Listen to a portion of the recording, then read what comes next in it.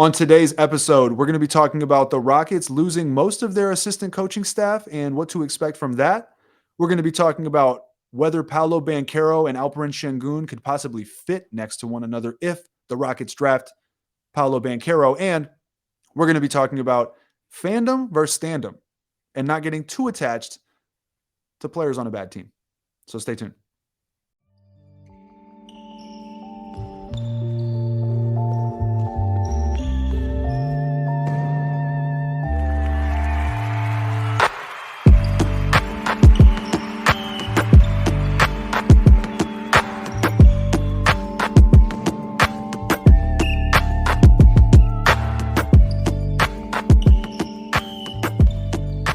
Welcome back to State of the Rockets, the premier Houston Rockets basketball podcast. I'm your host, Roosh Williams. I am also co-host, whatever you want to call it, of the Noble and Roosh Show, the #1 most downloaded podcast on the Ball is Life podcast network. Shout out to my co-host, Zach Noble. And I also obviously host State of the Rockets with none other than Jackson Gatlin. How are you doing today, Jackson?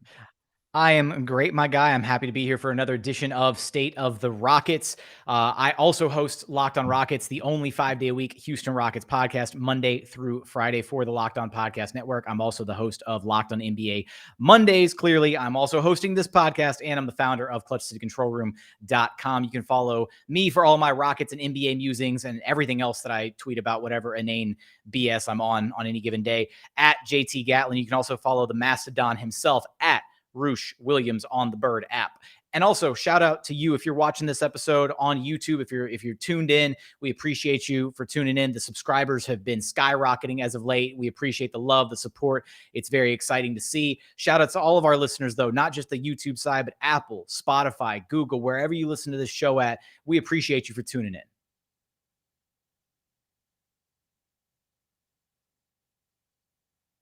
You're muted, big dog. Oh, sorry. That was a very untimely. I was wondering, I was like, did you not understand the sound effect? I guess we'll find out. Let's see if you understand this sound effect. Oh, yeah, I got the ham horn on my phone. I could go dig that app up real quick. I was like, no reaction from Jackson. Okay, let me just segue real quick. But no, but look, but seriously, shout out to everyone that listens. I mean, look, when you start a podcast, it doesn't always, never guaranteed to work, right? So it's just been cool to see the feedback, people tuning in, commenting, subscribing. Like, I'll just check it every now and then and see that, we just gained another however many subscribers on like a random Tuesday. And it just kind of, it blows you away. You're like, whoa, that's awesome. I'm glad people are listening. So thank you. Starting this thing off, look, the Rockets, real quick, I want to touch on the fact that basically 60% of their assistant coaching staff is gone. I'm probably missing some of the names, but at least of the names I know, Rick Higgins and John Lucas will remain with the team as far as today goes, March 26th, Thursday at 10 p.m. Pacific. But Desagan Diop is gone. He is going to coach, I think, the Knicks G League team. Jeff Hornacek is gone, which really doesn't bother me at all. I don't hate Jeff Hornacek or anything, but I mean, if you're an elderly Rockets fan, you remember Jeff Hornacek on those nasty Utah teams that were, the Rockets rivals. And so it's just weird to see him in Rockets gear. And I don't think he was a good head coach really when he was a head coach in the league. So I'm not really sure what he even brought to the team. No disrespect to Hornacek. Not sad necessarily to see him go. And then Will Weaver is also gone. I had high hopes for Will Weaver. I think he's going to be a prospect to be a head coach at some point when a vacancy opens up. So that is kind of unfortunate. But it's interesting, man. I mean, they lose Desagan Diop, they lose Will Weaver, and they lose Jeff Hornacek. There are rumors that a gentleman named Melvin Hunt, I think? Melvin Hunt, yeah. Melvin Hunt may join the staff, and then also the head coach of the Rockets G League affiliate, the Vipers, Coach Mahmoud Abdel Fattah, also might get that spot, which would be cool to see. The Vipers have been like a coaching factory between Nick Nurse with the Raptors and Chris Finch at the Timberwolves. It seems like if you're the head coach of the Vipers, good things are in your future. So we'll see. But yeah. And I think too, one on the Will Weaver front, I did have high hopes for him as well. I kind of thought, right, like because he was in the running for a couple of head coaching positions before, landing ultimately with the Rockets as an assistant coach. If memory serves, it was actually the OKC opening and then the Chicago Bulls opening that he was in the running for as far as head coaching opportunities. Became an assistant coach with the Rockets. Was here for a couple of years. Obviously, there was that connection between he and Jayshawn Tate from the NBL, all that. And I genuinely had him kind of almost pegged as like the potential like head coach in waiting, kind of young, hadn't really gotten a crack at a head coaching position yet. Maybe if the Rockets wanted to like abandon ship from Steven Silas, that would be the guy that they would tap to be the replacement. Maybe not necessarily in the middle of a year. I feel like in that case, you'd go to more like a John Lucas, the established veteran on the roster, that kind of thing. But I really, the Weaver one was the most surprising of the bunch to me. I was never that attached, like you said, to Hornacek or to Diop about just, their roles within the team. But as far as the names mentioned too, the one that we didn't get to is the fact that very briefly, and I forget if it was Jonathan Fagan or Kelly Iko that reported this. I apologize. It was one of the two beat writers that Jeff Bzelik's name kind of came up randomly in that he, the Rockets are kind of probing to see if he's interested in making a return to an NBA, bench, being an assistant coach again. And he's currently full blown enjoying retirement. He has no rush to return to coaching. So I wouldn't exactly bank on that one the way that we're kind of, I'm banking on Abdel Fattah joining the staff. Like I feel like that one's a given. I feel like the Melvin Hunt rumor's pretty strong, and I wouldn't be surprised if that one goes through. The Jeff Bzdelik one, I wouldn't get your hopes up for him suddenly returning to the Rockets bench to be like the Lord and Savior for the Rockets defensive woes this past season. And even if he did return, I don't know how quickly he's going to be able to like transform this ridiculously young group of guys, right? Because a lot of their defensive issues weren't necessarily for lack of trying or lack of effort. It's just because these are kids who don't really know defensive schemes yet and who are kind of all over the place. And it's like herding cats, trying to get them on the same page. We saw growth and we saw development from them, especially on an individual level as the season went along. But I don't think Jeff Bzdelik is going to come in. I don't think any defensive coach is going to come in and magically press a button and make the Rockets like a top 15 defense next season. That's at least my opinion right now. Yeah, I mean, maybe my memory is incorrect, so check me on this if I'm wrong. But your memory is incorrect. And I'm going to tell you why. Sorry, I just want to get that. There you go. Nice. Jeff Bzdelik didn't really have much success before being with the Rockets. Not that he was bad or anything, but he wasn't, like this, surefire hire kind of thing, right? He just found success with the switch everything scheme with the Rocket specific roster. And then they brought him back, and it took a while to fix things, but he did. But that roster was very specific. They had some great defensive players on it, some very switchable defensive players on it, and veterans that had high basketball IQ. So, it'd be nice to have him back. That's cool, but I wouldn't expect any type of change. And yeah, I mean, look, the last thing I'll say on this topic is assistant coaching staffs are very important, especially for a first-time young head coach, quote unquote young, like Steven Silas. For example, losing out on Nate McMillan when Steven Silas was hired because he was supposed to be a part of his staff, I thought was a big deal. And then you saw why, right? Because Lloyd Pierce obviously got replaced with Nate McMillan, and Nate McMillan led the Hawks to the conference finals. So for his situation, it probably made more sense to, he probably saw the writing on the wall with Lloyd Pierce saying like, hey, if he doesn't perform, I can easily, fill this vacancy once he gets canned. And that's exactly what happened. But anyways, and defensively, I think he would have helped. So the staff they had previously was kind of underwhelming, to be honest. So we'll see what happens.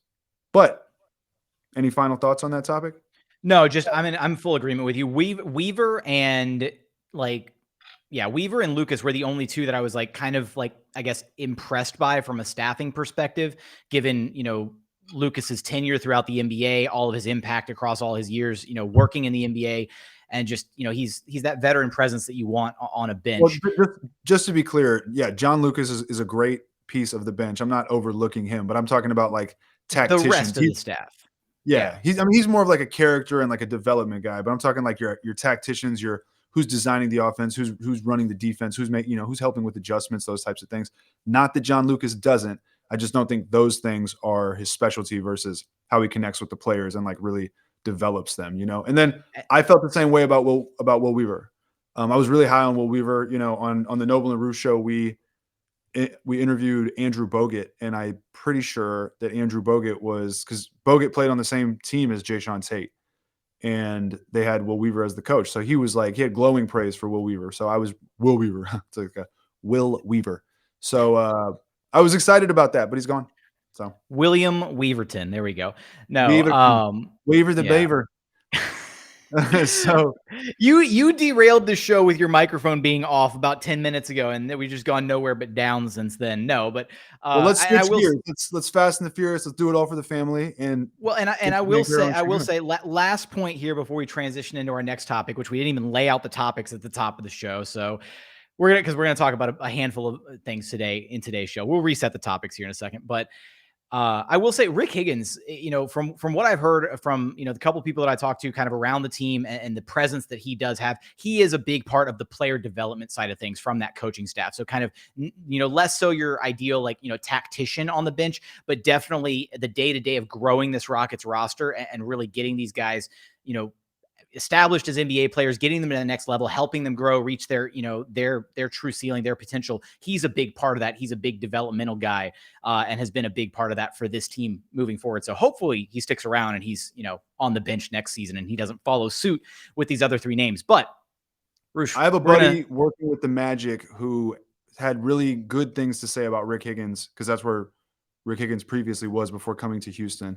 So I just wanted to double up on that. Rick Higgins is supposed to be a pretty gifted guy. So, well, since we didn't do it earlier in the episode, that's on us. We're a little rusty.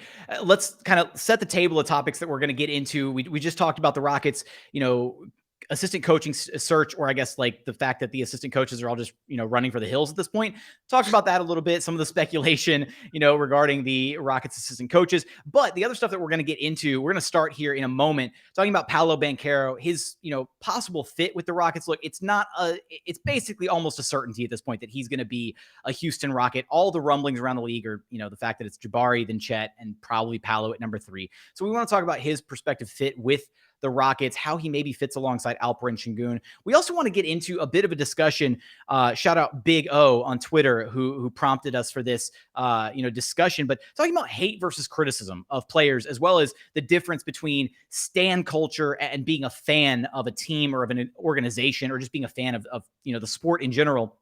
And lastly, and this is a really important one, I've hammered home this topic so many times on so many different podcasts, becoming too attached to players on a bad team, or players, when you're at the bottom stages or the beginning stages of a rebuild, and that, fans need to maybe not be as attached to some of these players. We're going to get to all of that. And maybe if we have a little bit of time, we might talk about one Steph Curry's place and whether or not it belongs in the top 10 of NBA history quite just yet.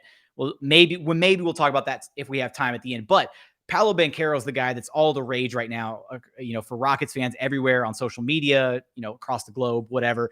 And I know you've got some burning thoughts on this topic, Roosh, that, can Paolo Banchero and Alperen Sengun coexist? I've got my own thoughts. I'm going to let you loose first. You tackle this first, because I know we're going to spend a solid chunk of time on this.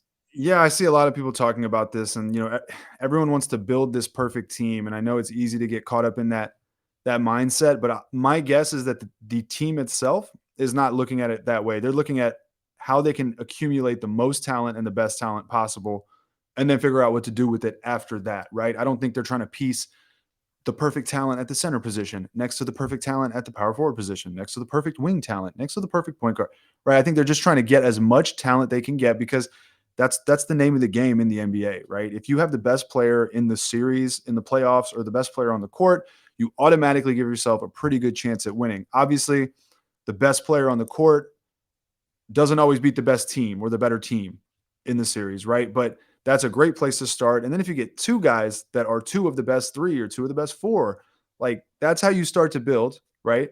And everything else you can fill in blanks after that. You know what your structure is, you know what your foundation is, you know what your identity is as a team, and you know what you're building around. So a guy like Jalen Green, potentially a guy like Paolo Banchero, maybe a guy like Alperen Sengun, maybe a guy like Kevin Porter Jr. All of this is TBD. But the point is that just because you have Alperen Sengun doesn't mean that if you draft Paolo Banchero, that one of those guys has to go.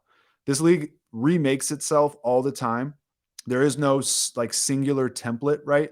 the Warriors came in and they were the Warriors, and people forget they had Andrew Bogut and Festus Ezeli at their center position, and they had Harrison Festus Ezeli, what a throwback. Oh yeah, my. and they had Harrison Barnes at the 3, right? And then the Rockets kind of changed the identity of their team to run with the Warriors. It takes a couple years, and then they figure it out, and then the Rockets set this new prototype, and then okay, now the Warriors aren't the best team. Now it's the Lakers with the double bigs with Anthony Davis and JaVale McGee and LeBron James, albeit in a bubble.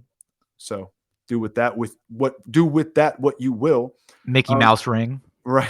And then last season, Giannis, right? Big Brook Lopez, Giannis shooting threes. Like every year something new happens. This season, Warriors go back to the finals with a new iteration of themselves, and it just might be the Boston Celtics, right? None of the teams left in the conference finals of the four remaining teams in the NBA had someone in their rotation over 6'9" that regularly played minutes. The Warriors played Nemanja Bjelica, who might be like 6'10" or 6'11", off their bench sparingly in like a matchup specific type of role, right? But their main bigs were Draymond Green and Kevon Looney. Miami, Bam Adebayo, 6'9", maybe 6'8" even. I don't know. Not taller than 6'9" though, on an official listing. Maybe Dwayne Dedmon is taller than Bam, but like Dwayne Dedmon was not a big player, right? Dwayne Dedmon was not getting his number called. Boston, Al Horford, 6'9". Robert Williams, I think, is 6'8". Like these are not seven. Daniel Tice is 6'8". These are not 7-footers roaming. Dallas. I don't know how tall Dwight Powell is. I think he's 6'9". Can you look that up while I'm on my rant? He's like 6'9", 6'10". Yeah, let me get a second. Right. So he's, I mean, but like none of these guys are traditional centers. None of them are 6'11", 7-foot rim protectors, the Rudy Goberts of the world. He's 6'10". 6'10". On Basketball He's a Reference. giant. On Basketball Reference. Okay. All right. 6'10" it is. So I stand corrected.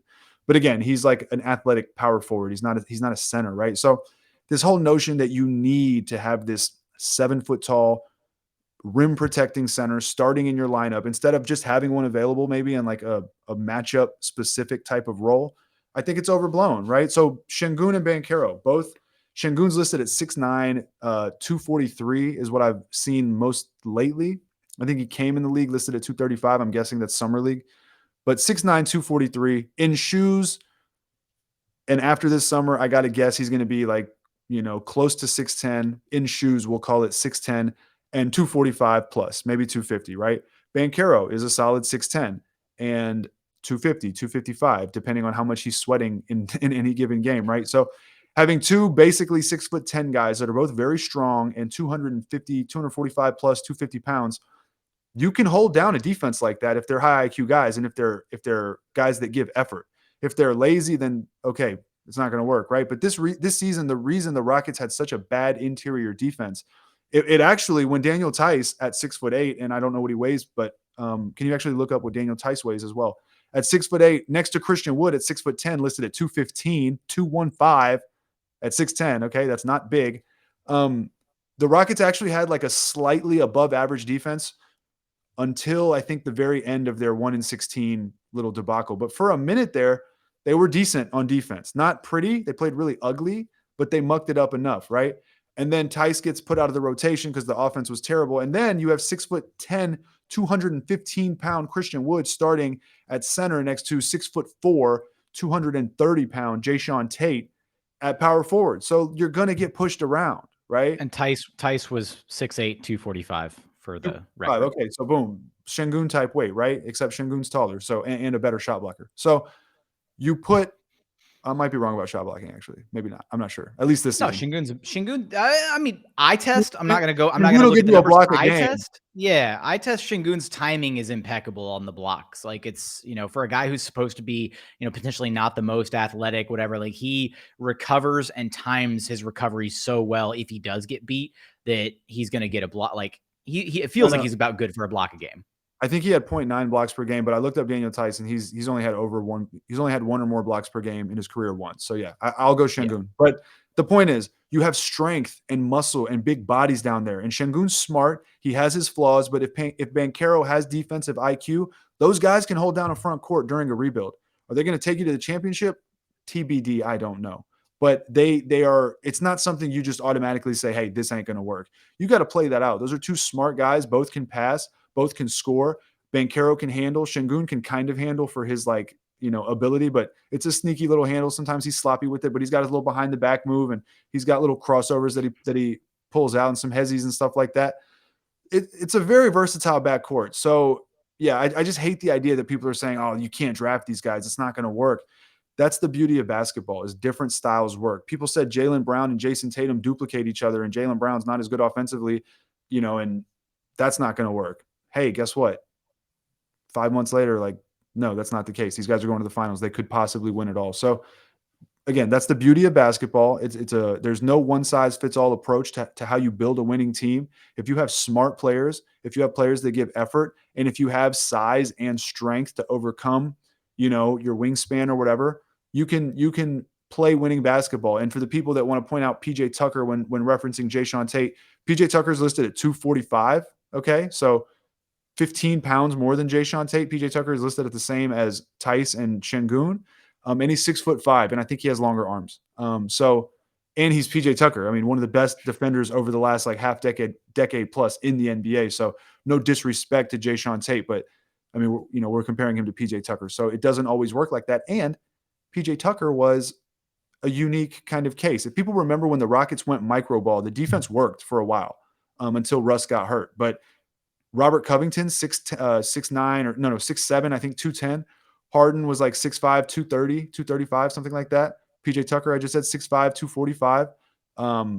Westbrook, I don't know, 6'3", 2 something probably. It worked because they could all switch, and they were all big enough and strong enough and athletic enough to guard various positions on the floor. And it only worked because you had you had 3 different guys at any time who could guard post-ups, and that team made it a point to scram switch on a dime, which is something that, if the communication's not there, which it's definitely not with a young team, you're not going to get that, right? PJ Tucker, Robert Covington was probably the weakest post defender of the 3, but PJ, Harden, and Rocco could hold down the post on a switch on a bigger guy. And then sometimes they'd send a help defender over, right? They double. They did a lot of different things defensively to make that micro ball, small ball lineup work. But it took having a really unique blend of like athletic and physical traits that group of guys had, and then the smarts, the defensive IQ to actually make it work on that end of the floor. And in addition to that, they had a plan, right? And an identity. And it was, hey, we're going to force you to try to take advantage of our quote unquote small size down low. And we're going to make you take these contested twos that we're comfortable giving up because we trust our guys to defend the post. And then when we get you down on the other side of the floor, we're going to spread you out and whip threes. So we're going to make you trade contested twos down low for these run and gun wide open threes. And, they went to the second round with it. So it's not like it didn't work. So if you could tell me that the Rockets would draft Banchero and Sengun and in a couple years be in the second round of the playoffs, yeah, sign me up for that. Absolutely. It's crazy because I have such a different direction that I want to go with this, as far as like not even just like, evaluating like, oh, well, like Sengun and Banchero they can coexist and they can grow together. And because I agree with all the points you just laid out. But my biggest takeaway from this is it doesn't matter yet. Like, it just doesn't. Like, I'm sorry. And maybe this does echo a little bit of one of your earlier points. It's just that, they're in talent acquisition mode, right? They need talented players. The fit doesn't necessarily matter. And even though I've been banging the Jabari Smith drum all this entire time, and I still think he's the number 1 consensus guy on the board, and that's not going to change for me, I am warming up to Paolo, and I can get into the reasons why. And I think I've honestly been a little bit too harsh on him, in the pre-draft process, and kind of as I've been evaluating these prospects, revisiting some of my notes, and I'll get into a couple of those reasons. But overall, if the Rockets do walk away with Paolo Banchero at 3, and they go through this offseason, they get to next season, and they've got this conundrum of Paolo Banchero, Alperen Sengun. One, I don't think there's necessarily a conundrum there offensively, because guys who can both pass and create and get their own shot and generate opportunities both for themselves and for other players, even if they're non-shooters, or even if the shot isn't as consistent as you would like it to be for Sengun, or if Banchero's shot doesn't translate right away at the NBA level, if that 34% that we see on his stat page kind of holds true, and he's hovering around 33, 34, and people are maybe treating him as a bit of a non-shooter, backing up from the 3-point line, whatever.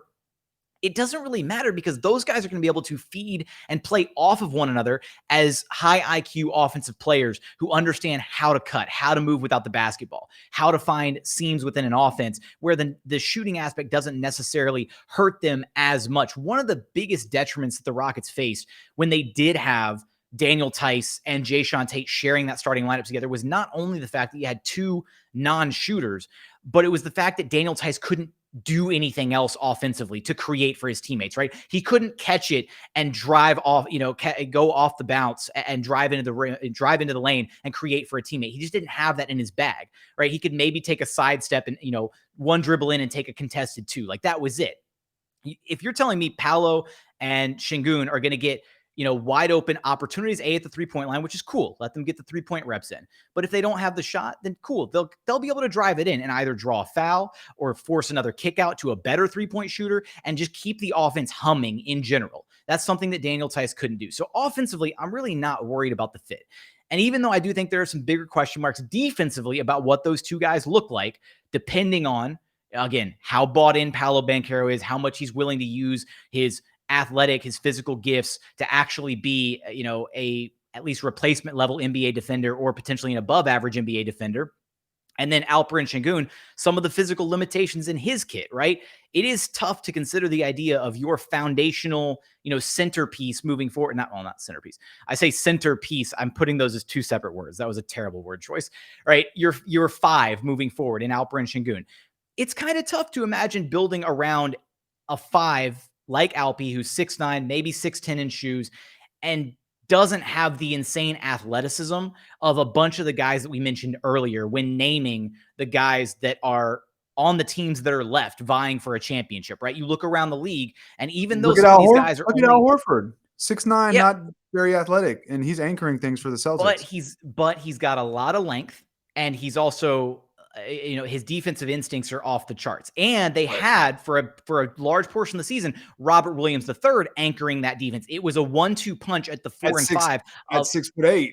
Yes, but a lot of length and a lot of athleticism there. Robert Williams can jump out of the gym. So there's a bit of a difference there. And then even, again, we can go to the Warriors, right? Warriors, Kevon Looney, Draymond Green. All in like future first ballot Hall of Famer Draymond Green. I don't think you can compare that, right? Like he's going to be able to cover for anybody. And Looney can rebound with the best of them, right? Had a 20 rebound game in the playoffs. It's absurd. So there's different versions of this. And I do think I'm not completely sold on the idea of I'm not out on the idea of Sengun being the 5 of the future potentially, but I do think there's certain reservations there about what his ceiling truly is when you have to consider you need switchability, you need athleticism, you need length. And I do think he makes up for that in certain regards. He works hard defensively, right? He does his dirty work early. He boxes out. He's a smart player. He's got good defensive instincts. We saw that get better as the season went along, right? Started out early in the season and the instincts were pretty raw. Then as the season went along, you started seeing him do stuff like he would hedge on pick and rolls, right? He'd be kind of probing the driver and then like drop back at the exact right moment when the big is, running towards the, rim rolling towards the rim. And so I do think ultimately that with the place that the Rockets are in, you just got to roll the dice and see what you got with Paolo Banchero and Sengun. Like if that's who they take at number 3, you don't worry about the fit. You let them go out there. You see if it's a train wreck if they're playing together. And even then, the immediate worst case scenario isn't, all right, we got to trade one of them. It's, all right, maybe one of them can come off the bench, right? Maybe Sengun takes a massive leap next year, and maybe Paolo's a bit of a disappointment, but still kind of an okay player. Then maybe there's a world where like Sengun's still the starter and like Paolo Banchero's like your, energizer 6th man, off the bench. I don't know. That's like terrible to think about because you don't want to talk about a tier 1 prospect becoming, a 6th man after 1 year or whatever. Regardless, smart players figure it out. Skilled, smart players figure it out, especially ones that don't, compared to their peers, have the same type of athleticism. Kevin Love I don't think is the worst comparison. He doesn't play the exact same as Alpi, but he's a smart guy. He's crafty. He knows how to use his strength in his body and leverage his body. There was a point in time where he could get up, but he was never, I don't think, considered like this tremendous, crazy jump out the gym type of athlete. Yeah. Manu Ginobili, Luka Doncic, Paul Pierce, like different positions, different styles of play, but guys that had lesser athleticism get to the league and they stay there when they're smart and crafty. And I think Alpi can be that. And again, He's actually still to this day, he's 19, just a baby. Remember that? I don't know if you remember, there was a possession early in the season when he posted up Vucevic. And I mean, he backed Vooch down and got a bucket and I think an and one. And that play really, to me, showcased how strong he was, even at, being 6'9", borderline 6'10".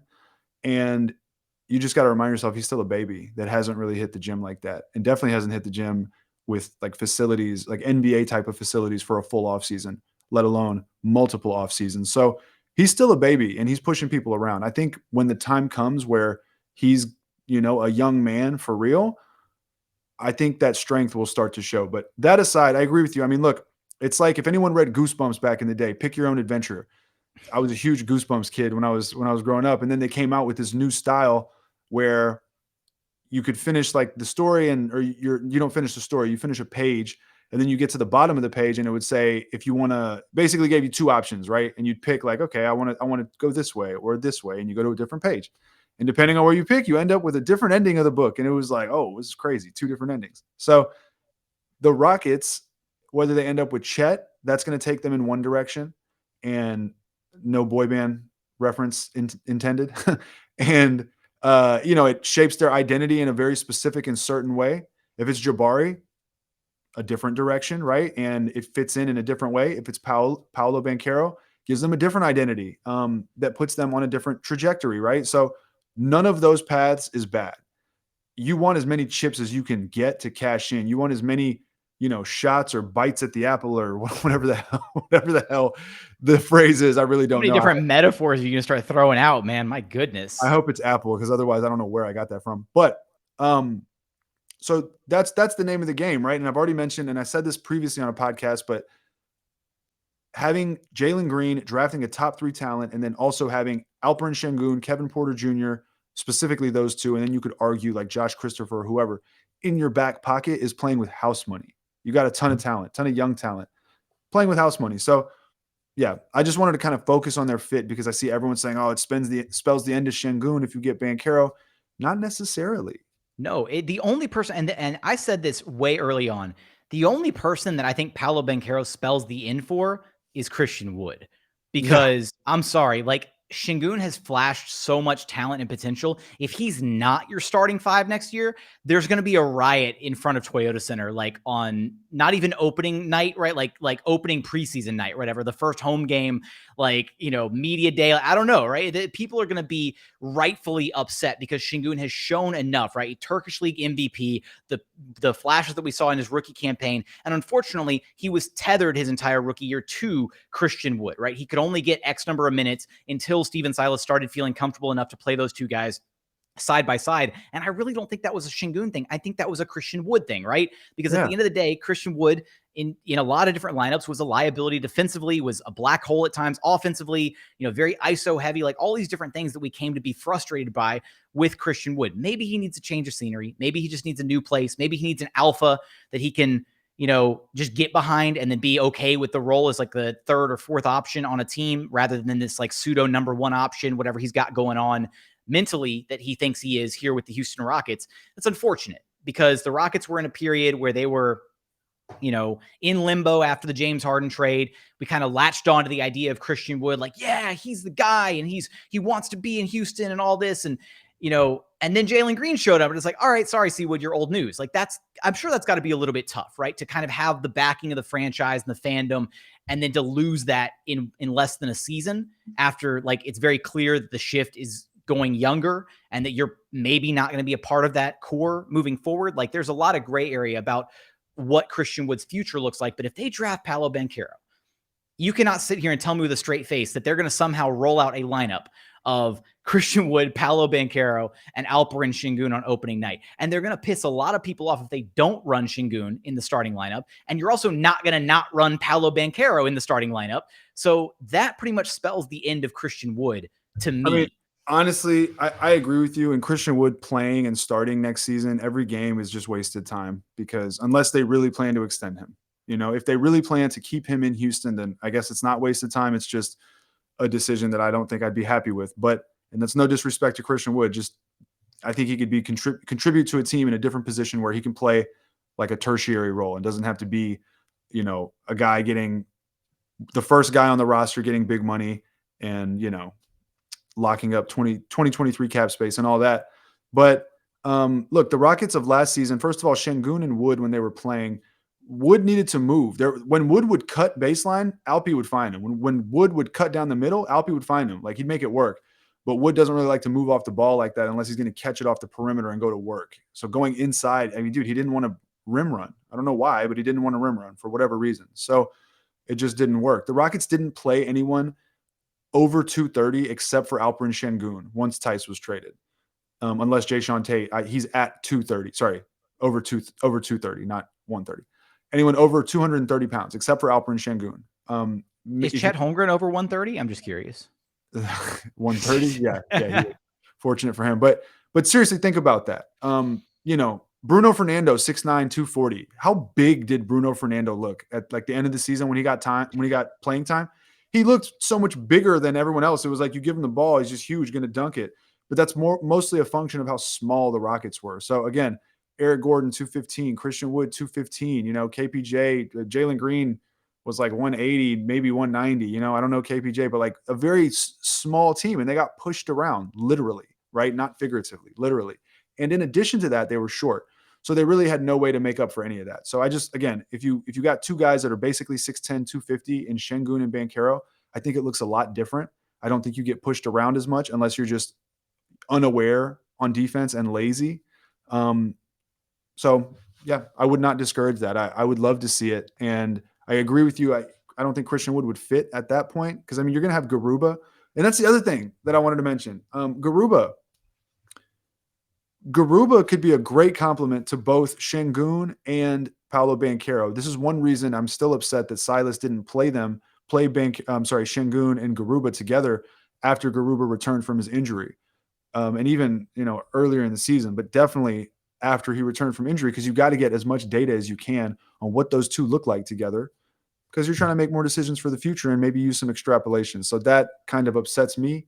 But anyways, he was balanced. I mean, and again, it sucks because it's just, you're balancing so many moving parts there where you've got like the minutes cap on like Alpi and Christian Wood, those two guys kind of tethered together. Then like at that point, whose minutes are you cutting into even to get Garuba like 10 minutes of burn every night? Like you're cutting into Jayshawn Tate or KJ Martin. And it's like, I'm not envious of the position that Steven Silas was in, having to balance some of the vets that he did have still on the roster in conjunction with trying to find the run for the young guys. But yeah, Garuba should easily be a part of the rotation this next season. I'm not an NBA head coach, but when you're the worst team in the league 2 years in a row, instead of trying the same thing over and over and over and over and over and continuing to lose, which is what Silas did, as far as his starting lineup went for the most part, I would experiment a little bit, and just tell the guys like, hey, we're going to try new stuff because right now we clearly aren't finding something that works. So I want to try to find something that works. And we have a ton of talent on this team and a bunch of guys that can contribute in different ways. So like, let's get it how we get it, and that's what we're going to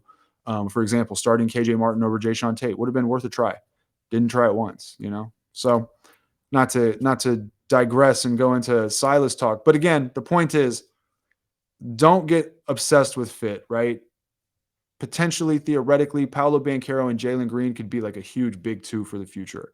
And then again, if Sengun sticks around, if KPJ sticks around, like again, I just said again 5 times in a row, but you're playing with house money, and you have Josh Chris, you still have Eric Gordon sitting around. You got KJ Martin, you got whoever you might draft at 17. Tons of talent. So talent accumulation mode, and then figure out what your identity is and what you're going to do. We don't even know if Steven Silas is going to be around after next year. We don't even know who the assistants are. Also, hang on. And again, whatever, 6 times. I'm trying to beat you. All right. So I do think, right, kind of back to that notion of where the Rockets are at without, fit, whatever, like, maybe they find that, Garuba is a really great complementary piece to both Sengun and Paolo Banchero. And like, the lineups where you've got one of Banchero or Sengun on the floor and Garuba is kind of like the defensive anchor alongside them. And those lineups look really, really good.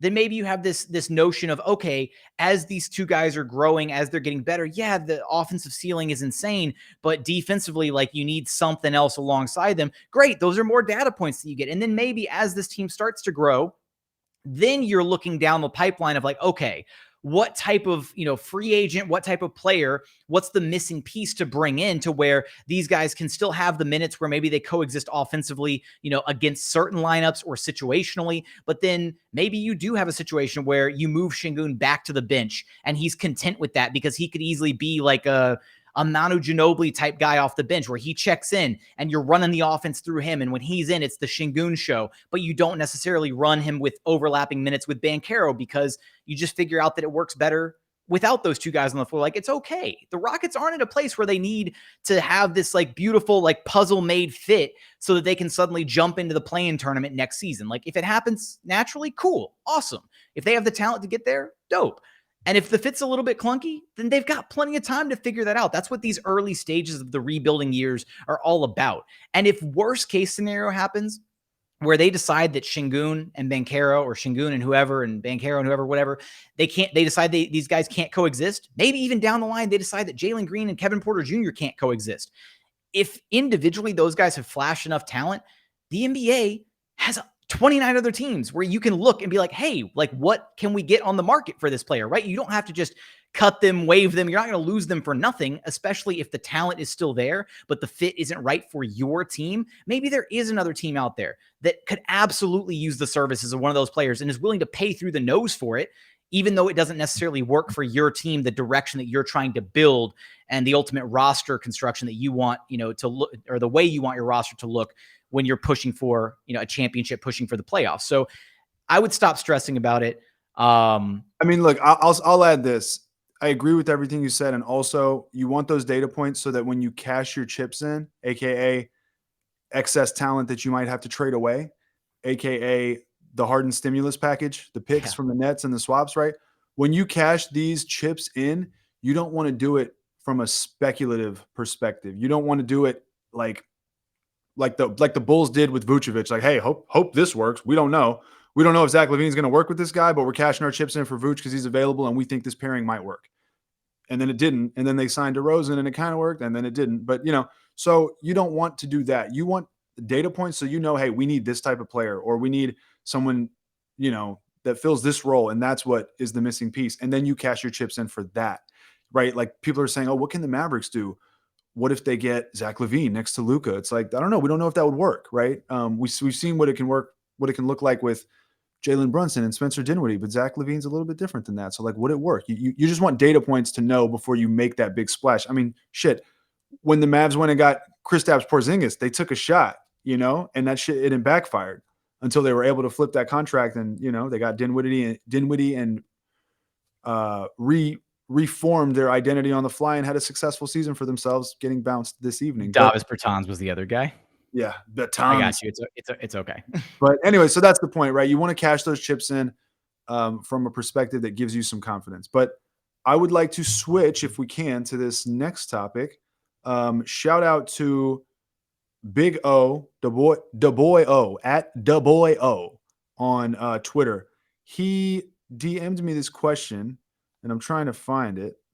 Let's see. Okay, he said he's a listener, so look, if you listen to the show and you want to hear us talk about stuff, man, drop a comment, message one of us or something. We like this kind of stuff. We'd love to answer and talk about the things that you want to talk about. So he DM'd me and said, I would love a little discussion about hate versus criticism, being a fan versus stan, and also getting too attached to players on the worst team in the league 2 years in a row. So we were just talking about Christian Wood and Alperen Sengun and all these players. And he's got a point, man. You can't get attached to players on the worst team in the league. They've won 37 games over the last 2 years, right?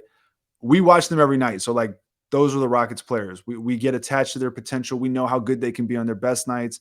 We know how bad they can be on their worst nights. We're not the only fan base that has this experience, right? And the percentage of darlings from a fan base that break through and take that team to the promised land, unfortunately, is very low, right? So it's normal to be a fan. Like, I'm not going to tell anyone how to be a fan because that's lame, do whatever you want. But I do just caution, like, getting too attached and thinking that, all of these guys are going to have a role when the rebuild works and things turn around. Like Jayshawn Tate, 26, almost 27, 6'4", hustle guy, is what he is. The only attribute he'll really add to his game potentially down the line is a better three-point shot. We haven't seen it yet.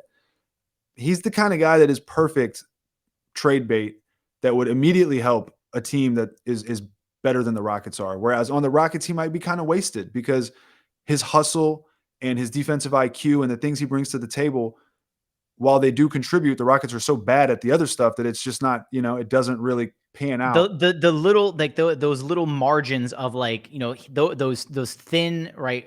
What am I trying to say here? Right. God, it's so the hard Rockets, to talk. The Rockets floor and ceiling are both so low that what he does to tweak at the margins only brings them up so much higher. That Exactly. It's like Thank you for being more eloquent than myself. Yeah. So, a Christian Wood, right? Like, hey, he's on the last year of his contract. He's 26, about to be 27, I think, in September. He is kind of the player that he is. He's still figuring out the player that he is, and he's doing it while he's on the Rockets at the expense of some of his teammates, unfortunately. And so imagine if he just went right to Charlotte and just plugged right into what they already got going on so he could just play his game and score. It would work better for him. It would work better for Charlotte. And then certain teams have addition by subtraction and so on and so on. And I know I tackled the second half of that part of that question about getting too attached, but feel free to tackle either. I would say, just to follow up on the getting too attached part, there is only one player on this Rockets team that I think you can be attached to right now, and at least, Jalen Green, be attached to and have a decent level of confidence that he's probably going to be around, given what he's shown so far, where he was drafted, all of this, right? The hype around him. Like, that he's going to be around when the Rockets are good again, hopefully, right? And even that's not a guarantee, but I think that everything we've seen from his rookie year kind of points in the direction of, like, Jalen's probably going to be that, maybe not, I think he showed enough to be the cornerstone piece, but at least one of the cornerstone pieces of this organization moving forward. Past that, Alperen Sengun, who knows, right? KPJ, who knows? He's still an experiment right now, all these guys. And so, trying to separate your biases a little bit, which for me is hard, right? Because I'm a fan of the Rockets. I'm a fan of the team. I want to see the organization be successful. And for all the reasons that you already pointed out, right? We watch these guys so much. We watch them through, if you're a diehard fan and you watch all 82 games and you're not missing out on a single minute of action. And not only that, you're following them on social media and all this, and you're listening to podcasts talk about these guys. Like, if you're in the trenches with this team, of course you're going to develop like an emotional attachment to these players. You're going to see their social media posts. You're going to see how, the organization is gassing them up and like looking at the funny videos that they're posting and, hey, Houston fans, I'm so happy. Like, all this stuff, you're going to develop, strong emotional ties to these players. But at the end of the day, it is a business, and the Rockets find themselves at the beginning stages of the life cycle of an NBA team where they have to start. They're in the process of building the foundation for what is going to hopefully be a competitive team for many, many years to come.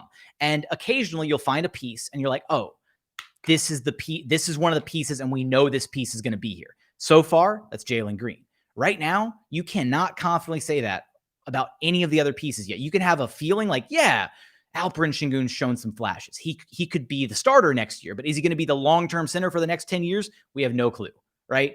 So there is a certain level of buy-in and attachment that you can have with these players safely, I think. But you also don't want to burn yourself at the end of the day and be disappointed when your favorite player gets traded to another team or something. So I try to balance myself a little bit when looking at, that side of the conversation. Yeah, and like, look at the Astros, right? They rebuilt from the bottom up, and they have their core intact.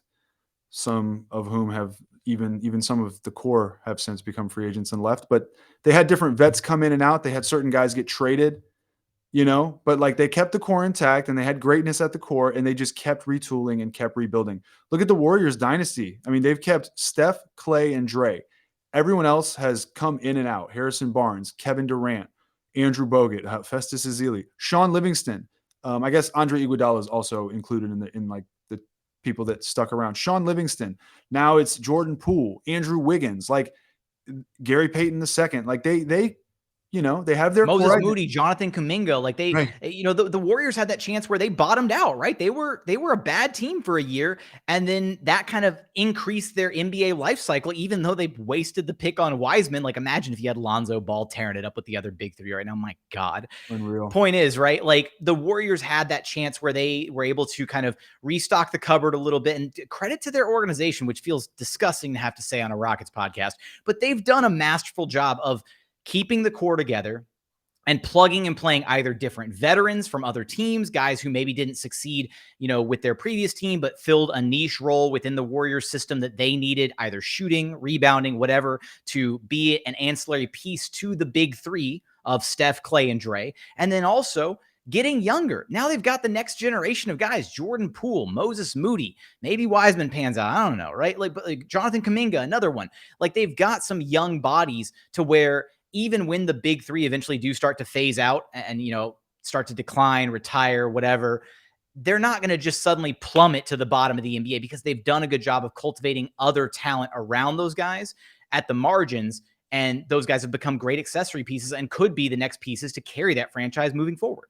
I mean, even the Rockets, they had to trade Francis and Mobley, and Kelvin Cato to get T-Mac, right? That was a different era. It didn't work out because of injuries, but I mean, it was the most competitive team the Rockets put together in 2009 since they had the championships. Then after that, they lost Kyle Lowry, they lost Goran Dragic, but what did they do? They got James Harden. That's how these things work, right? I remember draft night, I want to say 2007. I think it was 2007. And the Rockets drafted that dude, I think it was Dante Green out of Syracuse, if I'm not mistaken. And they made some kind of trade, and I think they ended up with Kevin Martin. I can't remember. I think they traded, maybe they got Artest. I can't remember. But in 2007?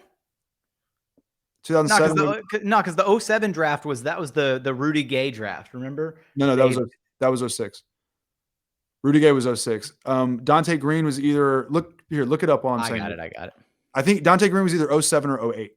But the point is, and his name it was Donte, maybe Green, I think out of Syracuse. But the point is, I remember being excited about the pick. I was like, oh, Dante Green, dude, he was dope at Syracuse. And then they traded him immediately. And I remember being like, oh man, I wanted to see him play. And he ended up being nothing special at all, right? I don't think he was a contributor in the league at all. So the point is, we get attached to these guys because we're invested in their potential and we're like in the trenches tracking what's going on. But if you look at it like that and you don't also understand that these guys are valuable trade pieces and there's a ton of talent in the league, and that if you trust your front office and if they're competent and make the right evaluation, it'll all work out. That's the way to look at it. And that's about getting too attached. I also want to talk about this whole stan culture and like, what are you saying? I got nothing on Dante Green. I don't see him anywhere because Houston's picks were Rudy Gay, then Aaron Brooks in 07, and then it was the Nicholas Batum pick the following year. It was Batum maybe traded for Dante Green. Maybe that was it. I think it was here. I'm gonna. Ed, we're derailing. Let's focus on the topic. It was as part of a 3-team trade, June 26, 2008. So it was 2008. Okay. He was drafted by the Memphis Grizzlies as the 28th pick, part of a 3-team trade, traded by the Grizzlies and like a pick to the Rockets. The Rockets traded Batum to the Blazers, and the Blazers traded Joey Dorsey to the Rockets. Wow. And then the Rockets traded him a couple months later in August with Bobby Jackson, who was awesome and like stole my heart when he was in Houston, and a 2009 first-round pick who ended up being Omri Caspi to the Kings for Ron Artest, and then Patrick Ewing Jr., I think, and Sean Singletary. Yeah, there you go, man. The memory is a funny thing. I vaguely had that remembered. So anyways, the point is, Batum, Dante Green, like I remember like, oh, being excited about this guy, then you trade him, then you're excited about this guy, then you trade him. But that 2009 team was the best team that the Rockets had fielded in like 11 or 12 years at that point, right? So things work themselves out in the end. But stan culture versus, man, I see a lot of it on Twitter. It's like if you criticize guys, you get blown up and roasted as someone who's hating and someone who doesn't believe in Christian Wood or whatever. And it's like, dude, what are we talking about here? If someone has flaws, if you watch someone play 82 games a year and you watch the whole game and then you rewatch some of the highlights and like you just see this person play, you know what they're good at. You know what they're, and if you go to the games and watch them play in person, you know what they're good at, you know what they're great at, and you know what they're bad at. And when you're watching the worst team in the league, especially, or if you're watching a championship team, a contending team, and you're judging them on that scale of like the stakes being that high, it's okay to point out flaws and what people are bad at. It's okay to talk about their weaknesses and say, hey, I've seen enough from this player to know. I've seen enough from Christian Wood to know that he does not like to set screens, right? I've seen enough from Christian Wood to know that he'll run a pick and roll with James Harden and he'll run a pick and roll with John Wall. But the next year when those guys are gone and he's number one, he's like, nah, give me the rock on the elbow. I'm KD, and and that is a flaw, right? And I don't just blindly salute that, especially when you see what happens when he sits, and then hey, all of a sudden Jalen Green is averaging 30 points a game. All of a sudden Kevin Porter Jr. is putting up a wildly efficient 28, 8, and 8, you know? And so you point out these flaws, or when Kevin Porter Jr. is playing poorly, and you say, man, he's not finishing through contact. He's picking up his dribble too early. He's telegraphing his reads. He's Sloppy taking turnovers. sloppy turnovers, poor rotation, playing bad defense. Like, this is a part of basketball. If you're competitive and you care about getting better, I'm not sitting there in stat counting, crossing my fingers. If the stats are good, we can talk about them. If they're bad, guess what? We're going to talk about them. If they're mediocre, we're probably going to talk about them. It's all in context, right? So, like, I was really harsh on Jalen Green because there was a point in time in the season where, and I was initially very supportive of him. So, you earn that. You were really harsh on Jalen Jordan Clarkson Green, you mean? Yeah. You earn that space to criticize and like, because you know what their strengths are and you know what their weaknesses are, and you talk about both, and that's the game, right? So there's just this weird kind of shift in like how people talk about the game or fill up your mentions or what goes viral, where it's like, people tweet things like, oh, I was told Christian Wood is blah, blah, blah, makes a defense bad, but look at this person playing bad defense. I was told Christian Wood, can't fit in an offense, but, oh, he just put up, 30 and 12 on 56%. It's like, that's not how this works. Everyone has their ups and their downs, but on the aggregate, what are we talking about here? And I think too, at the end of the day, to really, like, if you're a diehard sports fan, I mean, certain people aren't going to get into this nitty gritty of like, sitting here analyzing, focusing on the critiques of the players. But that's the way that, I think you enjoy the sport. That's the way that I enjoy the sport, is sitting here trying to, evaluate and understand, all right, where can this team get better? How do they improve? Right. Part of the fun of being a fan, for me especially, is the discourse, is, having these conversations and, pouring over stats and figuring out like what players could the team make a move for that would make this team even better, like all this different stuff. And for me, to be labeled a hater, right? If you're calling out a player for something that is, something that they're bad at, right? Or a part of their game that needs cleaning up, like that's not hating to me. Like, hating is when you get somebody who isn't inclined to follow the team for all 82 games, isn't somebody who's poring over stats and trying to understand the game on a deeper level. And they're just like, oh, I hate this player. Like, they suck, like this, like F this player, that player. So like, kind of your general, like, I don't know, I don't want to say casual fan, but like, that's kind of the mood, right? Where it's like that dude on Twitter, like that dude on draft Twitter, Ben Fufu. What's his name? Ben Fufu? Sure. Yes. Ben Pfeiffer? Ben Fufu? Ben Pfeiffer. There you go. little Benny Fufu. He hates Jalen Green, right? And he has me blocked, so I don't see his timeline. But anytime I did see his timeline, it would be Jalen Green slander. It was never, oh man, look, maybe I got this wrong. Jalen Green's actually playing pretty awesome. He's doing this better than I expected. It's all about the confirming that he was right. And Jalen Green stinks, and Rockets fans are crazy for rubbing it in my face. Well, hey, guess what? If you were a fan, instead of hating, right, cheering him for doing bad so that you could sound right with your stupid takes that no one cares about, that is hating, But if you're like, hey, Jalen Green just had 7 games in a row where he's shooting 28%. His 3-point shot hasn't fallen. He's not getting to the free throw line. He's not finishing at the rim at a respectable percentage. These things need to change. That's not hating. That's just talking about what you are viewing at the time, hoping that it gets better. Right. And like you said, as fans, we're always looking for, like, for me, the way my fandom, whether it's the Astros or the Rockets, I want to know how we stack up against the competition, right? With the Astros, I want to know what advantages do we have over other teams? What advantages do other teams have over us? What are the margins and the gaps that we can close that gives us the best chance? How can I predict how good this team will be? What confidence can I get in to know how good this team will be? With the Rockets, it's, okay, is Jalen Green going to be the truth? Because we're looking for star number one, and that's what I'm judging. I'm like, is he a star? Because we need that first star for that first domino to fall. And then if it's Banchero, or is KPJ that star? Is Sengun? Like, I'm looking at the process at large because I want the Rockets to be good. If Jayshawn Tate is traded to another team and helps that other team, and whatever he's traded for helps the Rockets, that's no skin off my back. It's fine. I'll root for Jayshawn Tate.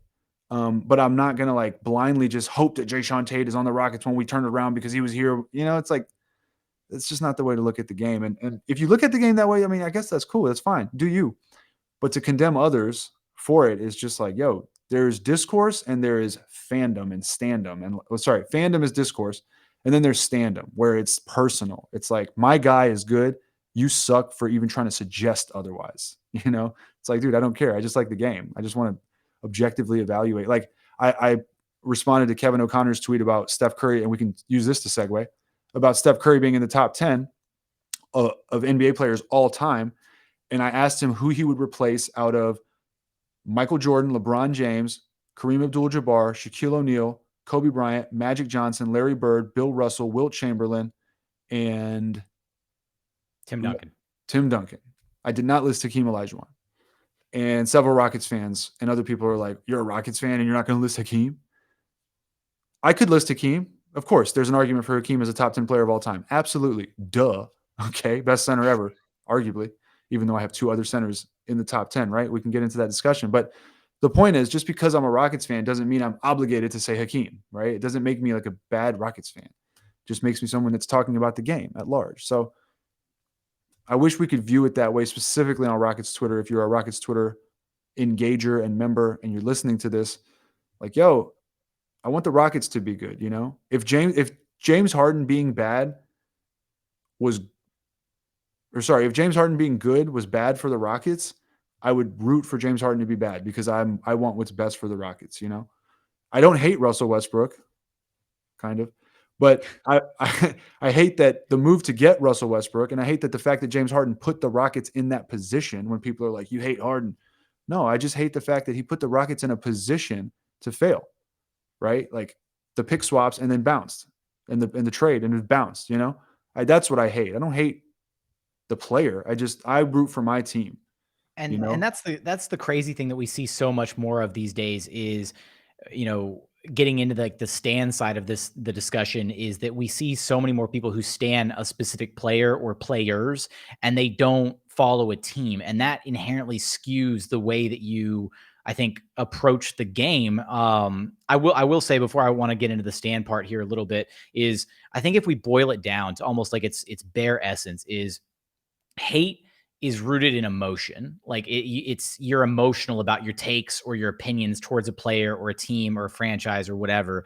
Whereas criticism is rooted in facts. Like, I'm sorry. Like if you're criticizing, it's because, you can also blindly criticize and not be supported by facts. But if you're doing it the right way, right? If you're approaching it from an honest standpoint, then you can look at it and be like, yeah, Jayshawn Tate is not a good 3-point shooter. That's not hate. That's facts. Like, I'm sorry. And so that's how I try to approach the game. I feel like that's how you try to approach the game. That's how many others try to approach, basketball, sports in general, and have a good, honest to goodness discourse or discussion about their team that they cover, that they are fans of, that they represent, whatever, or just the NBA at large or whatever sport you're talking about at large. But with the stan versus fan culture type stuff is you inherently are only loyal to, rather than being loyal to an organization, right? Wanting to see the organization prosper, you're loyal to a player, right? And I think we saw that divide kind of happen when James Harden was traded from the Houston Rockets, as we saw this like sect of Rockets fans who had become so loyal to James Harden that they also still retained their loyalty to the Houston Rockets, but we're also actively cheering and rooting for, especially because the Rockets weren't relevant, we're cheering and rooting for James Harden to find success with the Brooklyn Nets. And in my shoes, I was conflicted because yes, I had experienced some of the best years of my life as a Rockets fan with James Harden. Like the peak of my Rockets fandom, I had just missed the Hakeem years, right? Like I grew up with Francis and Mobley, and Harden had taken the Rockets further than they'd ever gone in the Team Akin-Yao era. So I owe a lot of my best Rockets experiences to him. That said, when he bounced, I was like, all right, cool. Good luck, James. But we own those Brooklyn picks, and I need those picks to be as damn good as possible. So I had this inner, like, where I was like, you know what? If you can go be good this first year and win a ring, bet. I will cheer for you. But after that, I really need this thing to come off the rails so that those picks can be juicy. Like, that's kind of where I kind of straddled the fence a little bit. And there were others that were just like, you know what? It's fine. Go get all your rings, James. And that's where I think the loyalty to a player versus, having a fandom and supporting an organization can kind of skew the way that you perceive the game or how your fandom, how you approach your fandom to the league at large or to whatever sport you're trying to appreciate. And I think we encountered the worst of it, Roosh, with the Russell Westbrook stands. I'm sorry, because at least to me, I've encountered some crazy, dude. I've encountered some crazy Harden stands over time for sure. And I'm like, I wake up and I'm like, I criticize James Harden about something. They're like, you don't know. And I'm like, dude, I defended this guy for years. Like, I'm allowed to say what I want about him, about his game. But like the Russ stands could see no fault with him, right? Russ has never done anything wrong. That's the epitome in the eyes of Russ. And that's exactly, they are the worst set of stands across any sport, any age, any year, whatever. That's the, I will not. Yeah. The Curry stands are, oh man, I get them a lot. They're awful. I have probably a few hundred of them blocked. Same with the Russ stands, but they are the epitome of an agenda. Right? That's because you called him a role player. Yeah, I did that on purpose. What did you say? He's an electric role player. He's an electric role player, an electric specialty role player. So like, I like made him super niche and narrowed down. Compared him to Darren Sproles, who was, I don't think you watch football, but Darren Sproles was like a third down back, would catch passes out of the receiver or out of the backfield as a receiver, return kicks. Like, he was just lightning fast and quick. He's not a guy you're going to give the ball to on every down, but like he just makes big plays that like take you over the top, and kind of can be a backbreaker sometimes. And so I compared Steph to him. But regardless, the point is, look, applied to the current Rockets team, it's like, look, if I criticize Kevin Porter Jr., it's not because I hate Kevin Porter Jr. It's not because I'm hating on Kevin Porter Jr. It's because he's due for an extension soon. And if the Rockets have to make the right decision on him, because it could have implications for the next 4 or 5 years. Yeah, it could have catastrophic consequences. Either you let a talent walk and, you don't pay him right and he leaves and like, oh, damn, you missed out on this star. Or vice versa, you pay him like a star and it turns out he's not one. And you made a terrible investment and building your team with the cap space that you had available is now totally crippled. Same with Christian Wood. He's in a contract year. He's 26, about to be 27. Been a career journeyman, like has defensive issues, isn't a big man, isn't quite a three, wants to play like a three, doesn't defend like a four, like all these question marks. It's nothing personal with him. I think he's talented. It's been fun watching him, have some of these crazy games he's had over the last 2 seasons. I was really excited when the Rockets got him, and I thought he fit really well with James Harden. But James Harden's not here anymore. John Wall is not going to be here. Like, that's not the point guard the Rockets have. Kevin Porter Jr. could be like that, but Christian Wood doesn't seem to play with him like that. So I don't know why that is, but I'm just judging off the 68 games I watched this season, and that's what I saw. And so I don't hate either of those players, but they both have issues. They both quit on the team a couple times, which is a huge issue. They're both due for payday soon. And if they're going to want their first big contract, Christian Wood's first like real big contract, and Kevin Porter Jr. is eligible for like his first actual, real NBA contract other than his rookie deal. So it's a big decision whether you're going to give these guys real money or not, and if you're going to hitch your wagons to them, right? So again, it's not about hate. It's just about really hoping that the next big decision the franchise has to make is the right one, Like, they didn't draft Evan Mobley, and for a while there were a lot of people who were whispering and texting and DMing saying, oh, dude, I think we might have screwed this one up. And then everyone takes a collective deep breath and sigh as Jalen Green goes ballistic for the last 2 weeks of the season and says, okay, cool. The guy, we're good. Thank God. But if you mess that up, it's not like, oh, I hate Jalen Green or, oh, I stan Evan Mobley. It's like, damn, that's the number 2 pick. I wish we nailed it. That's all. That's all.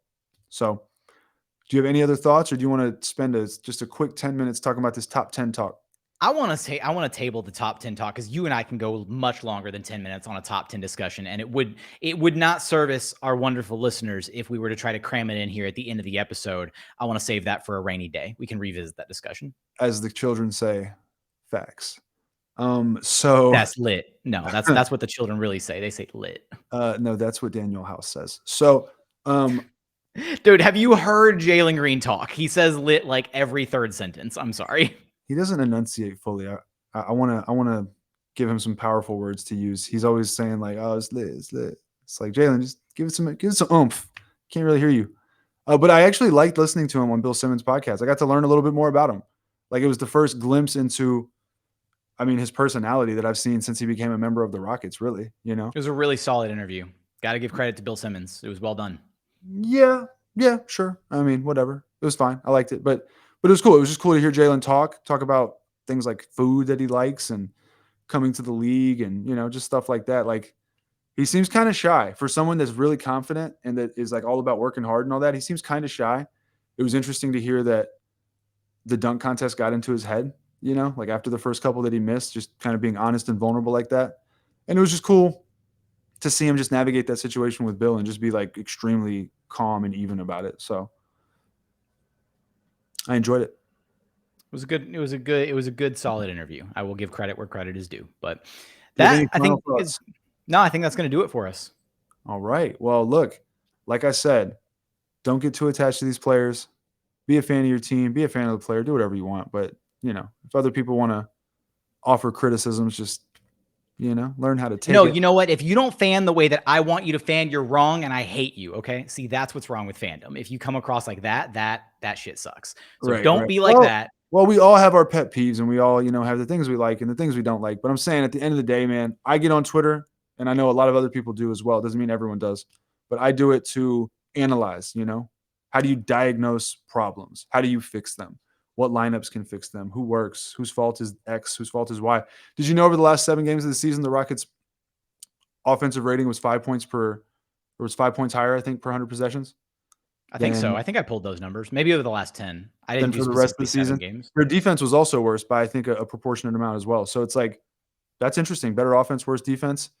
But it proves you can score, right? Now you can find the defensive pieces. So, like, that's the fun. Like, who can you replace? How can you upgrade? Who can you package? What assets are available? If Christian Wood can get you to bump up and find that wing in the 7th spot, do you do it? If Banchero fits with Sengun, that's the beauty of it. But thanks for listening. We'll be back next week. We're going to be doing a ton of draft coverage over the next 3 weeks leading up to the draft. So stay tuned for that. And until then, man, like, subscribe, comment below. Holla at your boy.